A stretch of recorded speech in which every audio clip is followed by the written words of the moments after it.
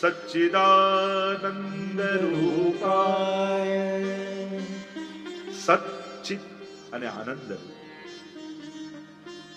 ભૂ સત્તાયામ, સત્તત્વ એટલે જે સર્વત્ર વ્યાપેલો છે, જે કણકણમાં છે, જે દરેક કાળમાં છે. તમે જ્યાં છો ત્યાં જે છે એ સતતત્વ પરમાત્મા. બીજું પરમાત્મામાં ચિત તત્વ, ચિતિ જ્ઞાને એ સર્વજ્ઞ છે, સર્વ ચૈતન્યમાં વ્યાપેલો છે.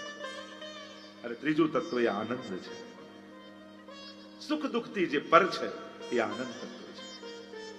જ્યારે માણસ મનના લેવલ પર જીવે ત્યારે સુખની કામના કરે, જ્યારે આત્માના લેવલ પર આવે ત્યારે આનંદની કામના કરે. લઈને મળે એ સુખ, આપીને મળે આનંદ છે. અને એટલા માટે સુખની પાછળ ન દોડશો, આનંદ મેળવવાની કોશિશ કરો.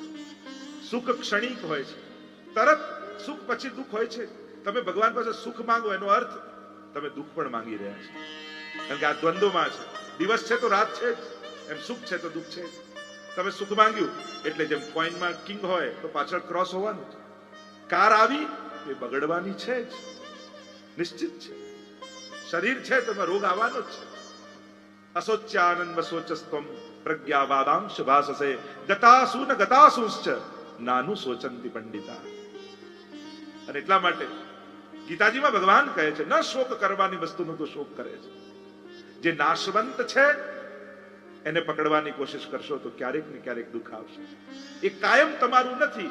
જ્યાં સુધી તમારી પાસે છે એનો કેટલો તમે સદુપયોગ કરી શકો છો એ તમારા ઉપર છે. બાકી આ કાયમ આમ જ રહેશે એ સંભવ નથી. જવાનું તો છે જ. વસ્તુ રહેશે તો તમે જતા રહેશો, તમે રહેશો તો વસ્તુ જતા રહેશે, પણ તમે બંને ભેગા કાયમ રહેવાના છે. એટલે ભગવાને અવસર આપ્યા છે, સામર્થ્ય આપ્યું છે, ધન આપ્યા છે, મોકા આપ્યા છે, ઝડપી લો. હું તો ઘણી વાર કહું કે વર્ષોની સાધના ઘણી વાર ન તારે, એ ઝડપેલી તકો તારી દેતી હોય છે. ક્ષણો આવી હોય, અહીંયા કથામાં ઘણા એવા છે કે એમ બિલકુલ આવવાનું નક્કી નતું, પણ સમાચાર મળ્યા કે હવે થવાની છે. છેલ્લી ઘડીએ ટિકિટ બુક થઈ અને આવી ગઈ, અને અવસર મળી ગયો. જો તકોને ઝડપતા શીખ, કારણ કે ક્ષણો પાછી ક્યાં આવવાની, અવસર બેર બેર નહીં આવે. તો પ્રભુ સતરૂપ, ચિદરૂપ અને આનંદ રૂપ છે.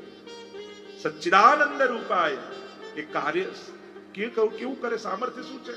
તો કે વિશ્વોત્પત્ત્યાદિ હેતવે, વિશ્વની ઉત્પત્તિ, સ્થિતિ અને લય કરે છે. આ જે કાંઈ સર્જન દેખાય છે એ સર્જન કરનારો પરમાત્મા છે. લોકો એમ કે પેલું કોસ્મિક બ્લાસ્ટ થયું, ના થયું. તો બ્લાસ્ટ થાય તો બગડે, બને નહીં. કોઈ પણ વસ્તુ પછાડો તો તૂટે, સર્જન ન થાય.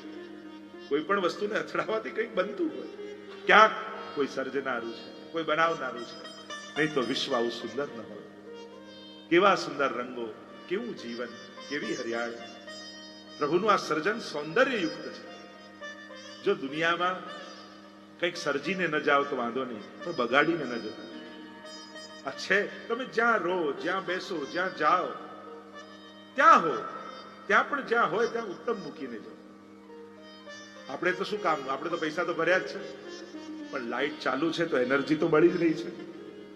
ક્યાંક ને ક્યાંક તમે કુદરતને મદદરૂપ થવા માટે પ્રયાસ કરો. અને માણસ જયારે એ વૃત્તિથી જીવશે તો આપમેળે બધું અનુકૂળ થવા લાગે. વિશ્વની ઉત્પત્તિ, સ્થિતિ, આ પાલન કોણ કરે છે દુનિયા?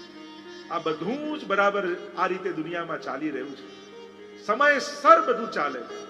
સૂર્ય આ રીતે ઉગે, આ રીતે આથમે, ચંદ્રમાનો ઉદય થાય. આખું બ્રહ્માંડની જે ગતિ છે કોણ આ ચલાવે છે? સ્થિતિ અને લય. લય પણ કરનારા પરમાત્મા.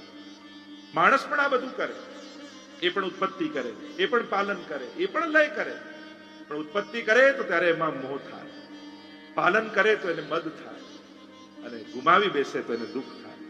પરમાત્માને તો ત્રણેય અવસ્થામાં આનંદ રહે. જેમ એક નાનકડું બાળક નદીના કિનારે રેતથી ઘર બનાવતું હોય, બનાવે ત્યારે પણ આનંદ, રમે ત્યારે પણ આનંદ, ઘરે જવાનો સમય થાય કૂદકો મારીને રેતીનું ઘર તોડે ત્યારે પણ એને આનંદ. કારણ કે તો રમવા માટે જ કર્યું છે. એમ જ ભગવાને આખી સૃષ્ટિનું સર્જન એ આનંદ માટે કરેલું છે. તો આવા વિશ્વની ઉત્પત્તિ, સ્થિતિ અને લય કરનારા પરમાત્મા, અચ્છા તેનો સ્વભાવ કેવો છે? કારણ કે બહુ મોટા સ્થાન પર પહોંચેલા વ્યક્તિઓના સ્વભાવ બહુ આકરા થઈ જતા. બહુ મોટું કામ કરનારા લોકોના સ્વભાવ બહુ આકરા થઈ જતા હોય છે. તો આટલું મોટું સામર્થ્ય જેમાં છે તો પ્રભુનો સ્વભાવ કેટલો કઠોર હશે, કેવો છે? તો કહ્યું તાપત્રય વિનાશાય, ત્રિવિધ તાપને હરી લેનારા પરમાત્મા છે. ત્રણેય પ્રકારના તાપ, આદિ ભૌતિક, આધ્યાત્મિક અને આદિ દૈવિક, આદિ વ્યાધિ ઉપાધિ, એ ત્રણેય પ્રકારના તાપ પરમાત્મા હરી લે છે. જીવનમાં દુઃખ આવે તો લોકો પાસે જવા કરતા ભગવાનની સન્મુખ જઈને બેસી જાઓ. પ્રભુની નિકટ જવા માત્રથી સમસ્ત દુઃખોની સમાપ્તિ થઈ જશે. અને એના પ્રમાણ ભાગવતજી આપશે. પ્રથમ સ્કંદમાં જેના જેના જીવનમાં દુઃખ આવ્યા એને પરમાત્માને પુકાર્યા અને પ્રભુ એમની રક્ષા કરી છે. તે પરમાત્મા છે કોણ? જે આ સચ્ચિદાનંદ રૂપાય છે, વિશ્વની ઉત્પત્તિ સ્થિતિને લય કરે છે, જે ત્રિવિધ તાપને હરનારો છે, એ છે કોણ? તો કહ્યું શ્રી કૃષ્ણાય વયમ નુમઃ. એવા શ્રી કૃષ્ણને અમે નમન કરીએ છીએ. શ્રી કૃષ્ણાય વયમ નુમઃ. નુમ ધાતુ પ્રશંસાના અર્થમાં છે, સ્તુતિના અર્થમાં છે. નમઃ નથી, નુમઃ. અમે પ્રભુની સ્તુતિ કરીએ. એક અર્થ એમ કર્યો કે નમન કરીએ. વયમ નુમઃ બહુવચન, અહમ આવામ વયમ. અમે બધા જ વંદન કરીએ. કારણ કે વંદન કરવા જેવું કોઈ હોય તો પ્રભુના ચરણારવિંદ છે. અને વંદન શું છે? પોતાના સર્વ સામર્થ્ય ભગવાનના ચરણોમાં મૂકી અસમર્થ બની જવું, એ જ વંદન છે. એ જ નમન છે કે જ્યાં મનની સર્વ વૃત્તિઓ સમાપ્ત, નિગ્રહ થઈ જાય, એ જ નમન. બે હાથ જોડી, એમ તમે જુઓ, આમ બે હાથ જોડી તમે ગુસ્સો કરીને બતાવો, તમે દોડીને બતાવો, તમે લોભ કરીને બતાવો, તમે નહીં કરી શકો. બે હાથ જોડીને તમે આમ બહુ ખીજાઈ ના ખીજાઈ શકો. દુર્વૃત્તિઓ બે હાથ જોડીને થઈ શકતી નથી. એના માટે છૂટા હાથ છે. આ તો મનનું નિગ્રહ છે, એ તો નમન છે. મન પ્રભુના ચરણોમાં કરી દો. અમુક સ્થાન પર કરેલું નમન કેટલી દુર્ભાગ્યની રેખાઓને સમાપ્ત કરી દીધું. વંદન પણ ભક્તિ છે. નવદા ભક્તિમાં શ્રવણમ કીર્તનમ વિષ્ણોઃ સ્મરણમ પાદ સેવનમ અર્ચનમ વંદનમ દાસ્યમ સખ્યમ આત્મનિવેદનમ. ખાલી બે હાથ જોડીને માથું નમાવું. વંદનનો પણ પ્રકાર આપણે ત્યાં છે. પંચાંગ, અષ્ટાંગ, બે હાથ જોડીને કેટલા પ્રકારથી આપણે નમન કરતા હોઈએ છીએ. નમન કરજો. જ્યાં ગુણ દેખાય ત્યાં નમન કરજો. જ્યાં પ્રભાવ દેખાય ત્યાં નમન કરજો. જ્યાં સામર્થ્ય દેખાય ત્યાં નમન કરજો. જ્યાં અલૌકિકતા દેખાય ત્યાં નમન કરજો. જ્યાં જ્યાં પ્રભુની વિભૂતિ ને તેજ દેખાય ત્યાં નમન કરજો. કારણ કે પ્રભુ અનેક રૂપે પોતાના સામર્થ્યને ફેલાવીને બેઠા છે. એ ઈશ્વર કોઈના સફળતાથી ઈર્ષા કરવા કરતા પ્રભુની એના ઉપર કૃપા છે એવો ભાવ રાખીને ત્યાં અહોભાવ વ્યક્ત કરો. એને દુઆ આપી કે ઠાકોરજી તને કાયમ સુખી રાખે. જેના હાથે બહુ પુણ્યો થતા હોય ને એને આશીર્વાદ આપો કે ભગવાન તને ખૂબ ધન આપે, કારણ કે તારા હાથે બહુ પુણ્યો થાય છે, બહુ સત્કર્મો થાય છે. નમન કર. નમનથી અધિક બીજું કાંઈ નથી. કારણ કે બીજું કરી પણ શું શકો, એને આપી પણ શું શકો? કારણ કે બધું એનું આપેલું છે. તમે જન્મ થયા ત્યારે 25 પૈસા પણ મુઠ્ઠીમાં લઈને આવેલા ના. આઈને બધું મળ્યું છે. અને ઘણા લોકો કે શું લઈને જવાનું છે? તો લઈને ના જા, પણ કંઈક સારું મૂકીને તો જા. લઈ નથી જઈ શકવાના, પણ કોઈ સ્કૂલ, કોઈ હોસ્પિટલ, કોઈ મંદિર, કંઈક સારું મૂકી તો જા દુનિયામાં. એક વસ્તુ તો નિશ્ચિત છે, તમે લઈ જઈ નથી શકવાના, પણ હા સારું મૂકીને જઈ શકવાના. તો વિચાર કરો કે હું આ જીવનમાં શું મૂકીને જઈશ. કોઈ હવેલી બનતી હતી ત્યારે હું જોડાયો, કોઈ સ્કૂલ બનતી હતી ત્યારે હું જોડાયો, કોઈ હોસ્પિટલ બનતી હતી કંઈક મેં ભાગ લીધો, કંઈક દુનિયામાં સારું સર્જન થતું હતું, એમાં મારી કોઈ એક ઈંટ ખરી, કોઈ મારી એક માટી ખરી, કોઈ મારી દુઆ ખરી સારા કરવા? ત્યાં સુધી દુઆ કંઈક આપો નહીં, પણ સારું વિચારો તો કરાય બાબુ. નહીં તો ઘણી વાર પ્રોજેક્ટ ઉપાડી આ બધું પૂરું નહીં થાય જોજો. ઘણા લોકો એને કાંઈ કરવાનું ના હોય તો એનો જીવ બળતો હોય કે મારા વગર થાય છે કઈ રીતે. ઘણા લોકો એમ કે ખૂટે તો મારી પાસે આને લઈ જજો. અને ઠાકોરજી એવું કરે છે કે એની પાસે જવાની જરૂર જ નથી પડતી. ખૂટે તો લઈ જજો. કાંઈ કોઈનું ભગવાનનું ખૂટતું નથી. મારો તો વ્યક્તિગત અનુભવ એવો છે, પ્રભુના કાર્યો પ્રભુ જ પૂરા કરતા હોય છે.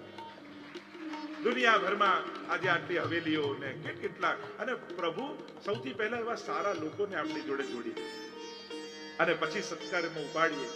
પ્રભુને કેન્દ્રમાં રાખીને જ્યારે કર્મો કરીએ તો જરૂર પૂરા કરે. મારો તો અનુભવ છે, મારો વિશ્વાસ નથી, મારો અનુભવ છે. મેં અનુભવ્યું છે. કે પ્રભુના કાર્યો પ્રભુ પૂરા કરે. આપણે તો ખાલી સંકલ્પ કરતા હોય, વિચાર કરતા હોઈએ છીએ, અને પ્રભુને એ સંકલ્પમાં જ્યારે નિર્દોષતા દેખાય, લોકોનું કલ્યાણ દેખાય, ત્યારે ઠાકોરજી કે આ તમારું કાર્ય નથી, આજથી આ કામ મારું થઈ ગયું. અને પ્રભુ એને પોતાનું કામ માનીને પૂર્ણ કરી દેતા. એવા એવા ચમત્કાર તો નાનો શબ્દો કહેવાય, પણ માની ન શકાય એવા કાર્યો ઠાકોરજી કર્યા. આ ખરેખર પ્રતિપલ વિશ્વમાં પરિભ્રમણ કરતા કરતા હું જોઉં છું કે જ્યારે નિષ્કામ ભાવ, નિર્દોષ ભાવથી કોઈ સંકલ્પ કરો, લોકોના કલ્યાણાર્થ કોઈ સંકલ્પ કરો, ત્યારે ઠાકોરજી એ ચોક્કસ પૂરું કરે છે. અને એટલા માટે હંમેશા કોઈ પણ શ્રેષ્ઠ કાર્ય થાય એ યશ ઠાકોરજીને જ આપવું જોઈએ. કરાવનારા એ છે, નહીં તો ન થઈ શકે. શ્રી કૃષ્ણાય વયમ નમઃ. એવા સર્વ સમર્થ પ્રભુને, કારણ કે અસમર્થ વ્યક્તિઓનો આશ્રય કરશો તો હંમેશા તમને ચિંતામાં રાખશો. હંમેશા એમ થાય આ મદદ તો કરશે ને, આ આવશે તો ખરો ને, આ બોલાવશે તો ખરો ને. હંમેશા ચિંતા જ બની રહે, કારણ કે અસમર્થનો આશ્રય કરો. અને સમર્થનો આશ્રય કરશો તતો નિશ્ચિતતામ રજે. પ્રભુ સર્વ સમર્થ હોય તતો નિશ્ચિતતામ રજે. પ્રભુ તમને નિશ્ચિંત કરી દેશે, કારણ કે તમે એના આશ્રયમાં છો. મહાપ્રભુજી આપણને આ મંત્ર આપ્યો છે, સર્વ સમર્થનો આશ્રય કરો, એ તમને નિશ્ચિંતતા આપશે. ચિંતા છે કે એવું માનજો કોઈ અસમર્થનો આશ્રય, નિશ્ચિતતા છે તો માનજો કે કોઈ સર્વ સમર્થનો આશ્રય. પેલો પ્રસંગમાં કહેતા ને કે એક છોકરો જ્યારે પણ વેકેશન પડે તો એના મા બાપ એને બાજુના ગામમાં એના દાદા રહે ત્યાં લઈ જાય ટ્રેનમાં. હવે છોકરો થોડો મોટો થયો, લગભગ 14 વર્ષનો થયો, કહેવા લાગ્યો પપ્પા મમ્મીને કે આ વખતે વેકેશનમાં હું એકલો જઈશ, તમારે મારી જોડે નહીં આવું. મોટો થઈ ગયો છે. પપ્પા મમ્મી એને સમજાવવા લાગ્યા કે એકલો તું કઈ રીતે જઈશ, અમે તને મૂકી જઈએ, પાછા આવી જઈશ. ના, હું એકલો ટ્રેનમાં જઈશ, હવે મોટો થઈ ગયો છે. બહુ હટ પકડી તો મા બાપે કહ્યું કે ઠીક છે, ચલો આને મોકલો. અને પપ્પા મૂકવા માટે આવ્યા, ટ્રેનના ડબ્બામાં બેસાડ્યો અને કહ્યું જો એકલો જઈ રહ્યો છે, ધ્યાન રાખજે, આજુબાજુ વાળાને ઓળખાણ રાખજે. અને ટ્રેન ઉપડવા લાગી ત્યારે એક ચિઠ્ઠી ખિસ્સામાંથી કાઢી બાળકના છોકરાના ખિસ્સામાં નાખી દીધી ને કહ્યું તને જો ડર લાગે એકલામાં તો આ ચિઠ્ઠી વાંચજે. અને ટ્રેન ઉપડી, પિતા ઉતરી ગયા. અને છોકરો તો હવે ફૂલાતો નથી કે હું માતો નથી, મનનું તેમ થાય કે એકલો હું આટલો મોટો થઈ ગયો, એકલો આજે ટ્રેનમાં જઈ રહ્યો છું દાદા. રાત પડવા લાગી, આજુબાજુ વાળા સુઈ ગયા અને હવે તો મમ્મી વગર ઊંઘ આવે નહીં, એટલે એકલો જાગીને બેઠો છે. અને હવે ટર્નલો આવે એટલે એવું અંધારું ગુપ્ત થઈ જાય, ગભરાવા લાગ્યો. અરે મેં એકલા આવવાનું સાહસ તો કર્યું, પણ આ એકલા મને કઈ થઈ જશે તો એવો ડર લાગ્યો, એવો ડર લાગ્યો. ત્યારે પપ્પાની વાત યાદ આવી કે ચિઠ્ઠી મૂકી ગયા હતા કે બીક લાગે તો વાંચજે. અને ખિસ્સામાંથી ચિઠ્ઠી કાઢી અને વાંચ્યું તો અંદર લખ્યું હતું, ગભરાતો નહીં, અમે પાછળના ડબ્બામાં બેઠા છીએ. એમ જ જીવનમાં ભય લાગે, ચિંતા લાગે તો મહાપ્રભુજીએ તમને બધાને ચિઠ્ઠી આપી છે. પ્રભુ સર્વ સમર્થ નિશ્ચિતતામ રજે. જો આ શંખનાદ છે, પ્રભુ સર્વ સમર્થ છે. 16 ગ્રંથના એક શ્લોકો મહાપ્રભુજીની લખેલી ચિઠ્ઠીઓ છે આપણા માટે. કેટલું બળ આપણને, ગુરુની વાણી આપણને કેટલું બળ આપે છે. જ્યારે મહાપ્રભુજીમાં વિશ્વાસ આવી જાય ત્યારે એના વચન આપણા માટે તાકાત આપણી બની જતા હોય છે. તાકાત કેવલ પૈસાની નથી હોતી, તાકાત કેવલ બાહુબળની નથી હોતી. સાચી તાકાત તો માણસના વિશ્વાસની હોય છે. અને જેને વિશ્વાસની તાકાત જેના જીવનમાં હોય ને, એના જીવનમાં ગમે તેવી વિપત્તિઓ આવે એ સહજમાં ઓળંગી જતી હોય છે. ભક્તોના ચરિત્ર છે ભાગવતમાં એક કે વિશ્વાસના બળે કેવી રીતે તરી જવાય, એની કળા ભાગવત આપે છે. એવા શ્રી કૃષ્ણને અમે નમન કરીએ છીએ. બીજા શ્લોકમાં સુખદેવજીને વંદન કર્યા છે. અને સુખદેવજી જે પરમ વક્તા છે ભાગવતના, એને વંદન કરતા વ્યાસજી લખે, સુખદેવજીને વંદન કરતા એમનું ચિત્રણ જ્યારે કર્યું તો ભાગતા દેખાયા. એમ ગુરુ સદગુરુ વિચરણ કરતો હોય, સતત ગુરુ હોય એની આંખો કોમળ હોય, મૃદુ હોય, ભીની હોય, અને પગ કઠોર હોય, અને સતત શ્રમ કરતો, સતત વિચરણ કરતો. કોમલ પદ જ્યાં કમલ વિલસે ધન્ય કહું તે દેશ. મહાપ્રભુજી કેવો શ્રમ લીધો. વિચાર કરો, 11 વર્ષની આયુમાં શ્રી મહાપ્રભુજી એક ધોતીને ઉપરણો ધારણ કરીને ઘર છોડીને નીકળ્યા. આપણે તો ખાલી એમ બોલી જઈએ 3 વાર પૃથ્વી પરિક્રમા કરી. અરે 500 વર્ષ પહેલા 100 કિલોમીટર જવું એ પણ કેટલી મોટી ચેલેન્જ હતી. કેવું માહોલ, કેવું વાતાવરણ. અને એ સમયે સમગ્ર ભારત વર્ષની પ્રદક્ષિણા આવી બાલ વયમાં કરવી, એ તો પ્રભુનો પ્રભાવ છે. સુખદેવજીને ભાગતા દેખાય. યમ પ્રવ્રજંતમ. પ્ર ઉપસર્ગ સંન્યાસના અર્થમાં ઘર છોડીને જઈ રહ્યા છે. આ અમૃત બિરાજે છે અને એ અમૃતનું સતત હું પાન કરું છું, એટલા માટે મારે જન્મ મરણના ચક્કરમાં પડવું નથી પડતું. પાર્વતીજી બે હાથ જોડીને વિનંતી કરી, હું પણ અર્ધાંગીની છું, અડધો ભાગ તો મારોય લાગે, મારે પણ કથાનું શ્રવણ, મને પણ રસપાન કરાવો. 3 તાળી પાડીને સ્થાન નિર્જન થયું. મહાદેવ ઉપર રહી ગયો અને એ તૂટી અને સુખનું બચ્ચું બહાર આવ્યું કથાના પ્રભાવથી. અને જન્મતાની સાથે જ કર્ણમાં પહેલો શબ્દ કૃષ્ણની કથાનો પડ્યો. પોતાના ભાગ્યની સરાહના કરવા લાગ્યા. લોકો અંત સમયમાં ભગવાનની કથા સાંભળે અને હું કેવો ભાગ્યશાળી છું, જન્મતાની સાથે મને ભગવાનની કથા મળી રહી છે. આ કાને પહેલો શબ્દ કોઈ સાંભળ્યો હોય તે ભાગવતજીના શ્લોકો સાંભળ્યા છે. એટલે જ આપણે ત્યાં બાળક નાનું હોય, 1.5 મહિનાનું થાય એટલે કંઠી પમાવા ગુરુજનો પાસે જઈને એના કાનમાં અષ્ટાક્ષર મંત્ર ગુરુ કહે કે આ કાન સાંભળતા થાય તો પહેલો શબ્દ કૃષ્ણ સાંભળે, ભગવત નામ એના કર્ણમાં પડે. આમ જ્યારે સુખનો પ્રભાવ થયો, પાર્વતીજી સૂઈ ગયા અને થયું કે અરે મારી કથા જતી રહેશે. મહાદેવજીને ખબર પડશે કે કથામાં નિંદ્રા આવી ગઈ છે તો કથા બંધ ન થઈ જાય. એટલે જેમ પાર્વતીજી હુંકારો આપતા હતા ને, એમાં સુખનું બચ્ચું હુંકારો આપવા લાગ્યું. અને મહાદેવજીને એમ થયું કે પાર્વતીજી કથા સાંભળી રહ્યા. જ્યાં આંખો ખોલીને જોયું તો પાર્વતીજી નિંદ્રાધીન છે, ખોળામાં બેસીને આ સુખનું બચ્ચું કથાનું શ્રવણ કરી રહ્યું છે. અરે કથા કોઈ અનધિકારીના હાથમાં ન જતી રહે, ત્રિશૂળ કાઢ્યું અને પાંખો ફેલાવીને સુખ ઉડતું ઉડતું ઉડતું ઉડતું આગળ વ્યાસાશ્રમમાં ગયું. વ્યાસ પત્નીના મુખમાં પ્રવેશ કરી ગયું. વ્યાસજીના પત્નીના મુખમાં પ્રવેશ કરતા જોયું અને મહાદેવજીને થયું સુખ ગયું તો ખરા પણ ઠેકાણે ગયું છે. મારી કથા વ્યર્થ નહીં જાય, અનધિકારીના હાથમાં ન જાય. કારણ કે ભગવત નામ, ભગવત સ્વરૂપ, ભગવત સ્થાનો જો અનધિકારીના હાથમાં જતા રહે તો સૌથી મોટા પાપના કારણ એ જ બની જતા હોય છે. એ જ ભગવાનનું ધામ, એ જ ભગવાનની કથા, એ જ ભગવાનનું નામ, એ જ ભગવાનનું સ્વરૂપ જો અનધિકારીના હાથમાં જાય તો એ પુણ્યની જગ્યાએ પાપના ધામ બની જાય. અને એટલા માટે મહાત્માઓ સાવધાન રહે છે કે આ કોઈ અનધિકારીના હાથમાં ન જાય. પણ જ્યારે અધિકારીને ત્યાં પ્રવેશ કરતું જોયું ત્યારે માં લાગ્યું કે આ તો કથાનો પ્રચાર થવાનો છે, આ તો ભગવત કથા ગુણગાન એ તો ચારે ઓર ફેલાવાનું છે. આ વહેંચવા માટે નથી, આ તો વહેંચવા માટે છે, આ તો પ્રસાદ વાંટવા માટે છે. આના ભાવતા ન હોય. અને જ્યાં જોયું પાછા વળ્યા છે. વ્યાસ પત્નીનું તેજ બદલાઈ ગયું. કહેવાય છે કે 16 વર્ષ સુધી સુખદેવજી ભીતર રહ્યા. વિનંતી કરે વ્યાસજી કે આ બહાર પધારો અને અંદરથી એક જ અવાજ આવે કે જો ભગવાન અહીંયા આવે અને મને વચન આપે કે એમની માયા મને નહીં લાગે તો હું બહાર આવું, એમની માયા મને ન સતાવે તો હું બહાર આવું. અને સ્વયં પ્રભુ પધાર્યા છે, વચન આપ્યું છે. અને જ્યાં વચન આપીને પ્રભુ પધાર્યા, સુખદેવજીનું પ્રાગટ્ય થયું. 16 વર્ષના સુખદેવજી ઘર છોડીને ભાગ્યા. પાછળ પાછળ વ્યાસજી પુત્રેતિ તન્મયતયા તરવો વિનેદુ, હે પુત્ર કરતા કરતા વ્યાસજી પાછળ પાછળ જોયા. અને આ તો કેવા છે, અનુપેતમ અપેત કૃત્યમ, જેને કોઈ પામવાની ઈચ્છા નથી, જેને કોઈ જનોઈ આદિ સંસ્કાર થયા નથી, દિગંબર અવસ્થામાં છે, નિર્દોષ છે, ભાગી રહ્યા છે સુખદેવ. અને પાછળ પાછળ વ્યાસજી આવે છે. કારણ કે સંસ્કારની ત્યાં જરૂર પડે જ્યાં વિકાર હોય. જ્યાં વિકાર જ નથી ત્યાં સંસ્કારની પણ જરૂર નથી. સુખદેવજી તો ન બોલ્યા, પણ આજુબાજુ અનેક વૃક્ષો હતા.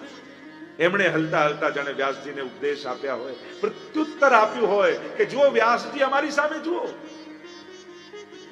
અમે તાળ તડકો વરસાદ બધું જ સહન કર્યું, પણ જ્યારે ફળ અમારી ઉપર લાગ્યા તો એને અમે ગ્રહણ ન કર્યા, સમાજને સમર્પિત કર્યું. એમ આપની તપશ્ચર્યાનું ફળ આ સુખદેવજી છે. ફળ લાગ્યું છે તો મોહ ન રાખો, સમાજના કલ્યાણ માટે સમર્પિત કર્યું. મહાત્માઓ, વિચારકો, મહાપુરુષો એક જગ્યાએ બંધાઈ જાય ને તો કેટલા લોકોનો ઉદ્ધાર રોકાઈ જાય. મહાપુરુષો તો વિચરણ કરતા જ સારા, પરિભ્રમણ કરતા જ સારા. કારણ કે એમનું પરિભ્રમણ કરવું કેટલા લોકોના કલ્યાણનું કારણ બનતું. ચંદ તે તામસના અઘર્યા પ્રતાપ પદરજ ગંધ, ભારત વર્ષની પ્રદક્ષિણા ન કરી હોત કેટલા દૈવી જીવો એમને રહી જાય. આજે પ્રત્યેક વલ્લભકુલ કેવું વિચરણ કરી ગામે ગામ પધારી કેટલા લોકોના કલ્યાણનો માર્ગ પ્રશસ્ત કરે છે. આજે ભારતના ગામડે ગામડે તમે જાઓ, ખૂણે ખૂણે જાઓ, એ કોચીન થી લઈને છેક ઉત્તર સુધી જાઓ યા દ્વારિકાથી લઈને કલકત્તા સુધી જાઓ, તમને બધે જ હવેલી, તમને દરેક જગ્યાએ વૈષ્ણવ સમાજ, સત્સંગ, મહાપ્રભુજીના ગ્રંથો, આ બધું જ મળે.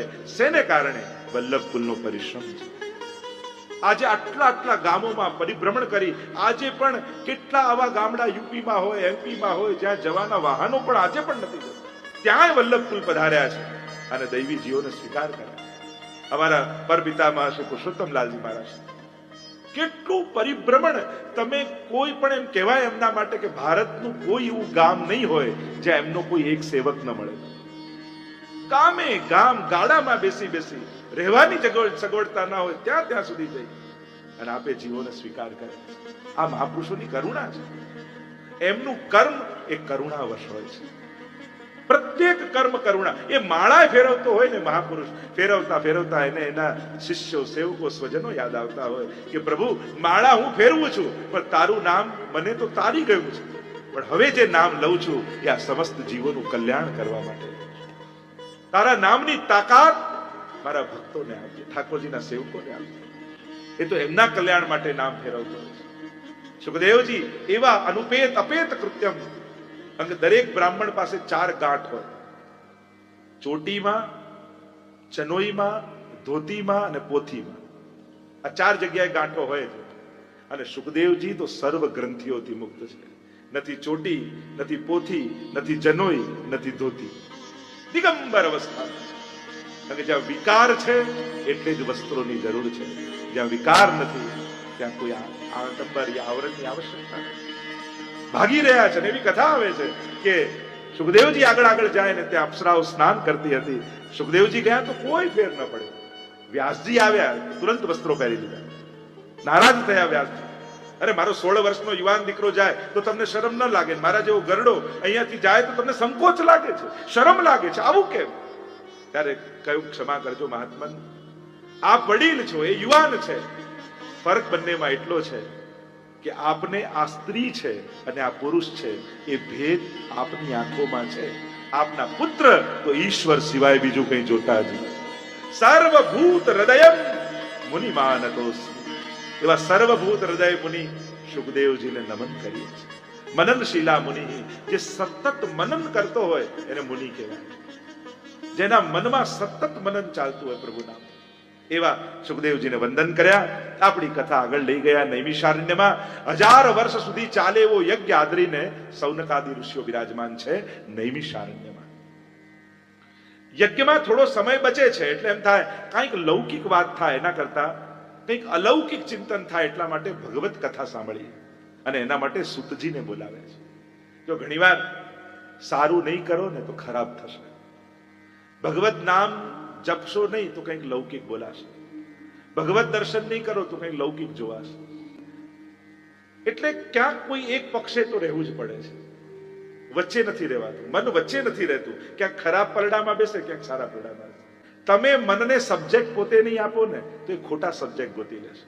અને એટલા માટે મને પણ મનને પવિત્ર કામોમાં વ્યસ્ત રાખો. માણસે મને પણ સારા કામમાં વ્યસ્ત રહેવું. કારણ જો ફ્રી થયા તો તમારું મન તમને પાપના કામોમાં વ્યસ્ત કરી દેશે.